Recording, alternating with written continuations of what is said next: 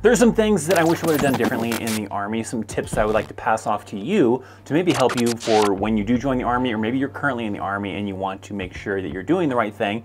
Maybe you're new to the Army, whatever. I've got 5 specific tips that I want to outline to you that I think might be helpful for people in the Army to be successful. Now, let's just get right into it and let's talk about the very first one. And if you've seen my videos before, maybe you've heard me talk about this a lot, but that is volunteer for everything. For some of you, it sounds like a bad idea, but trust me, that is a good tip to utilize. You can talk to a lot of veterans out there and they'll tell you the same thing. Volunteer for everything. If you don't understand why that's important, let me explain that.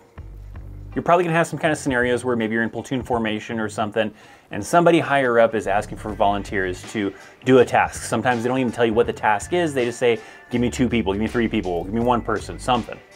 And they like to see people taking the initiative to volunteer for this stuff. They don't like to see those people that are gonna go and like keep their hand down, not raise their hand, especially if it's a pattern of always doing that. You wanna build a pattern of always volunteering. This doesn't mean you're always gonna have to do the tasks they need you to do, because hopefully, if you have good leadership, they see that you are someone that always volunteers every single time, right? You're a go-to kind of person that they can rely on. They know you're gonna volunteer. They're probably gonna tell you, not you, let's give one of these other people that aren't raising their hands.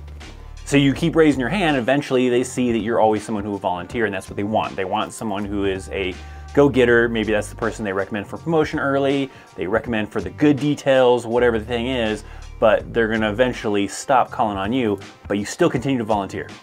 Sure, you're gonna be stuck with for a while, probably getting these crappy details, right? But you gotta build that up. You can't just immediately start to think that if I volunteer every single time, they're always gonna be good details, or they're not always gonna call me because I did volunteer and they're gonna pick somebody else. No, you're probably gonna get stuck doing some really crappy details for a little while until eventually they do see the pattern that you're someone that volunteers all the time.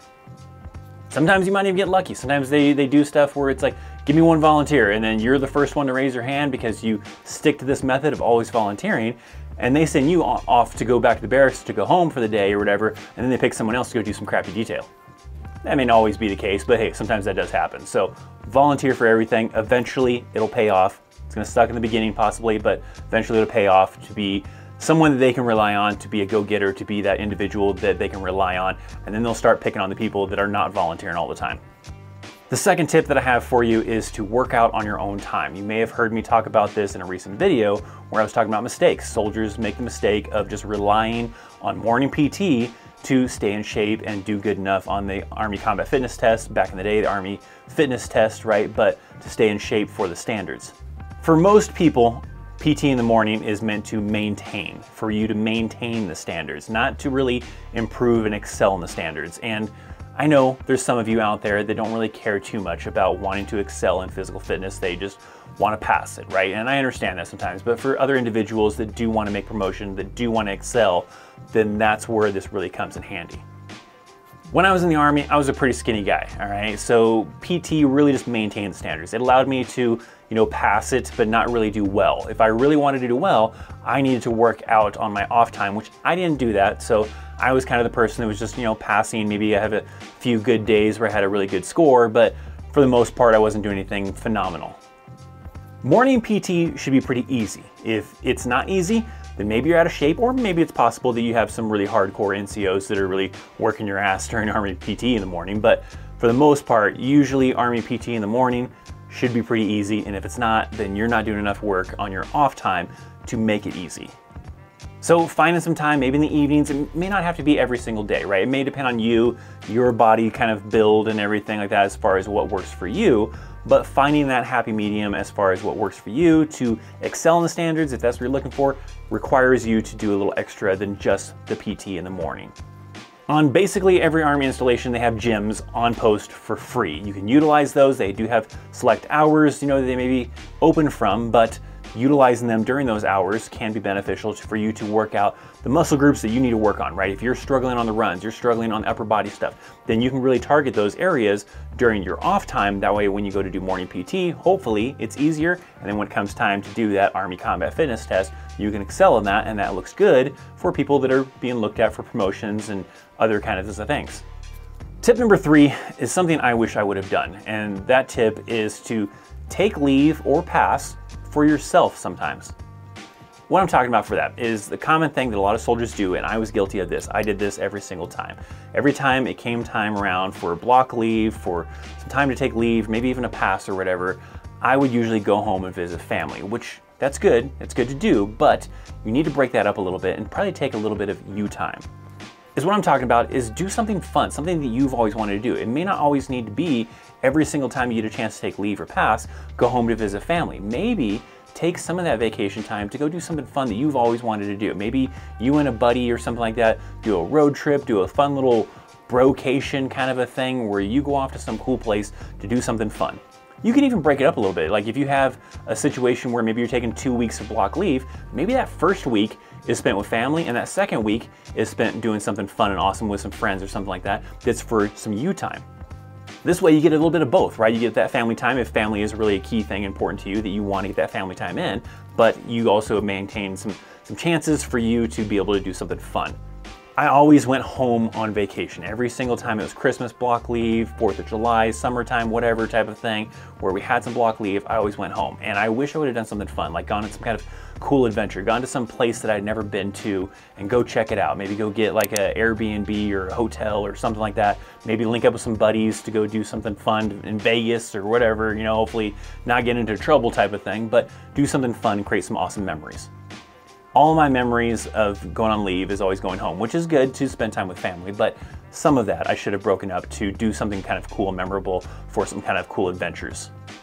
Possibly doing some of that may have made it a little bit better for like maybe mental health types of things, for having a good fun time on these leave and not just kind of looking forward to being a civilian, right? Looking forward to the freedom of being a civilian because I can go do this. Well, I could have done some of that stuff in the Army, but I chose to just go home every single time. So maybe would have broken that up a little bit and maybe caused a little bit more motivation for me, in the Army, because I would look forward to, doing some of that stuff that maybe I thought that you could only do it as a civilian, when if I just would have taken the time out to break it up a little bit, spend some time with family, but also take a little bit of me vacation time, I think I could have, maybe had a little bit better kind of morale, maybe a little bit better motivation for certain things. And that doesn't always have to be just on during leave, right? You can be a 4-day pass, right? You could put in for a 4-day pass, like if you already have a 4-day weekend coming up, but you don't want to stay in the immediate area, put in that 4-day pass so you can go outside of that immediate area and go do something fun, maybe for just those 4 days, kind of a type of time frame, and then come back to work the following day when the 4-day weekend is over, right? So it doesn't always have to be during leave time. You can break it up to where maybe like 4-day passes are for awesome adventures that aren't too far away, but something that's outside of that radius that you have to stay within when you're kind of not on pass or not on leave type of thing. And then leave maybe is for like spending more time with family. Same even goes for like married soldiers. If you're a married soldier, right, you have a family already with you possibly, you probably still want to see family back home, but take a little bit of that me time for your family to not always just go home during leave. Maybe do something like a family vacation, do something fun. Maybe it's going to Disneyland with the kids or some other kind of, fun adventure that you're interested in and your family would be interested in, to go have some fun. And then also spend some other times, visiting family as well, because family is important and everything, but not always just taking that block leave just to go home and see family. Number 4 is take a lot of photos and videos. They create memories and they're great to look back on.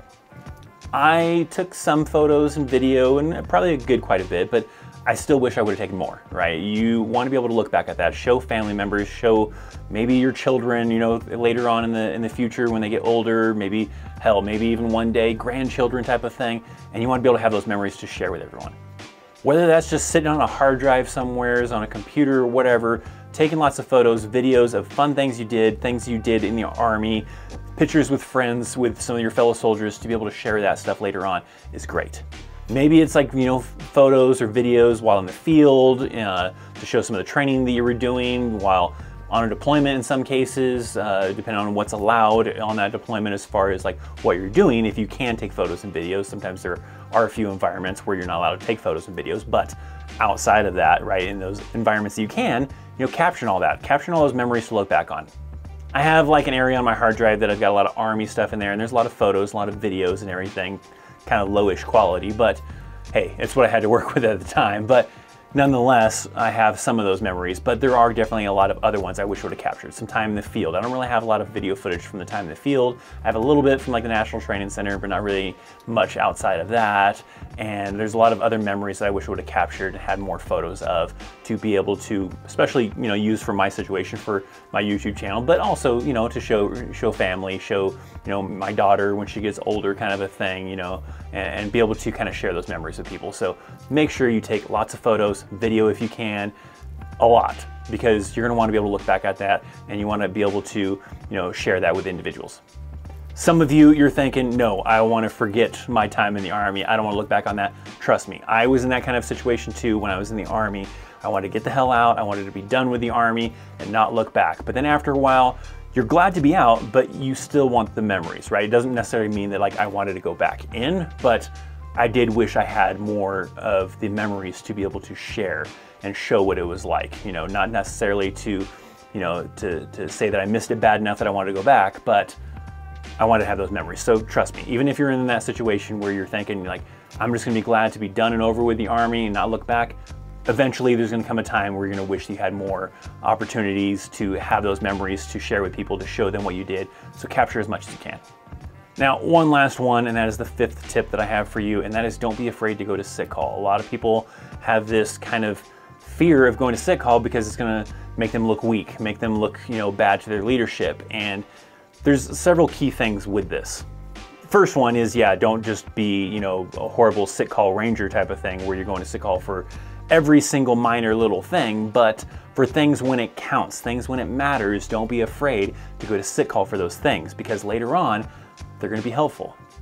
So what I'm talking about is when you get out of the Army and you go to do that VA claim, if you don't have the stuff documented, then they're not gonna take you seriously on this stuff. You're saying that, oh, my knee hurts, but you've never been to sick call for any kind of knee pains or anything to deal with your knee, then they're not gonna take it as something that's service connected. That's the key thing. You need to have these things service connected, and going to sick call for them is what helps to do that. So making sure that you're going to sick call for those things that are, you know, important, that, you know, do really bother you, that's not minor, that are something that could later on down the road become serious, you need to get checked out for that. By the way, I guess maybe I should mention what the hell sick call is. For those of you that are not in the Army, not familiar with the Army, that's where you go to see the medics, to go see a doctor type of thing, to get checked out for some kind of illness or some kind of injury or something. But that is where you want to go to make sure you take care of some of that stuff, right? There are some things you may not even think about that later on, after you've done and gotten out of the Army, start to bother you, and you want to be able to say that, hey, this was something that happened while I was in the Army. I got hit on the head, I got, you know, knocked off of a vehicle or whatever kind of a thing, and I didn't go see anybody for it because I didn't want to, you know, be labeled as a sick call individual that goes to sick call all the time, but now I'm feeling the effects of that, and that's something you should have gone to sick call for, so that way you can get documented those kinds of things and be able to receive, you know, benefits for that, treatment for that, whatever, and, you know, not just let it just get brushed under the rug type of thing.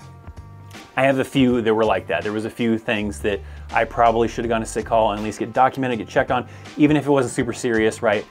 And that would have been at least, you know, something to get it on record, on paper, that I got seen for that. And then if later on, after I got out of the Army, it was something that maybe was related to that, I have something to link it to.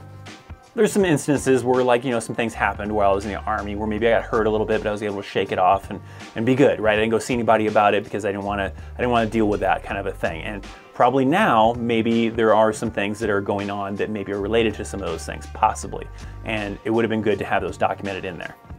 So yeah, don't go to sick call every single possibility or every single opportunity you can, because yeah, you could be labeled as someone who's milling green, someone who's trying to take advantage of the system, but things that do matter, right? You get some kind of head injury, even if you think that you're fine, you're like, I felt fine, get it checked out, right? You'd be like, hey, I just want to get seen by the medics. I got hit on the head by, you know, an object, I fell, whatever kind of a thing. So I want to make sure I'm good, right? You create a record of that, and then if later on something does come about, you have that to kind of look back on to link it to and be like, look, I said that I got hit on the head back in this day on this time frame or whatever, and maybe you can link this thing that I'm complaining about now to that. Now, my fellow veterans out there, I want to hear from you guys down in the comment section down below. what are some tips that you would recommend to young soldiers for, things that you wish you would have done differently, as well as my young soldiers, my soldiers that are out there. What is something you wish you would have done differently? Maybe something you know now that you didn't know when you first came in the Army and you wish you would have done. Maybe you're getting close to getting out of the Army. Maybe you're still got several years left in the Army. I want to hear some things from you guys as well. So make sure you comment down below. What are some tips that you would pass on to somebody? I know there's going to be some people who say, yeah, my tip is don't join the Army. It's going to be happening. It's going to be somewhere in the comments possibly. But outside of that, what are your tips to someone who maybe is interested in the Army? Some things that you have done from your experience that you feel that people should do.